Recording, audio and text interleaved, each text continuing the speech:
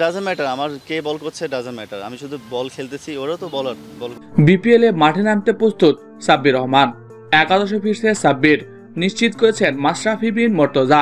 কবে মাঠেই বা নামছে সাব্বিরের দল সিলেট স্ট্রাইকার্স? হ্যাঁ প্রিয় দর্শক, এইসবের বিস্তারিত জানতে হলে ভিডিওটি না টেনে শেষ পর্যন্ত দেখতে থাকুন। আর আপনি যদি আমাদের চ্যানেলে নতুন হয়ে থাকেন তাহলে এক্ষুনি সাবস্ক্রাইব করে রাখুন। বিপিএল শুরুর আগে থেকে আলোচনায় সাব্বির রহমান, কেননা এবারে বিপিএল ড্রাফটে তিনি ডাকই পাননি। তবে নির্বাচনের সময় সাকিব ও মাশরাফির কাছে গিয়ে ক্ষমা চান সাব্বির।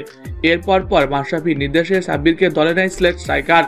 এরপর লাইভে এসে সবার কাছে দোয়াও চান সাব্বির রহমান। আগামীতে এমন কোনো কাজ করবে না যা নিজের ও ক্রিকেট বোর্ডের সম্মান নষ্ট হয়, এ নিয়ে প্রতিশ্রুতিও দেন তিনি।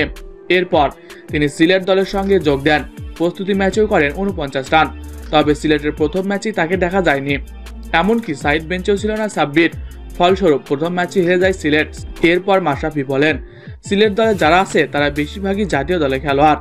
এছাড়াও যারা সিলেটের একাদশে রয়েছিল তারা ঘরোয়া ক্রিকেটে প্রতিনিয়ত পারফর্ম করে যাচ্ছে। কোন জায়গায় সাব্বির রহমানকে খেলাবো?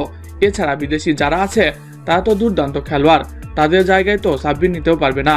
সাব্বিরের জায়গা প্রথম ম্যাচে হয়নি, আশা রাখছি আগামীতে সাব্বিরের জায়গা একাদশে হবে।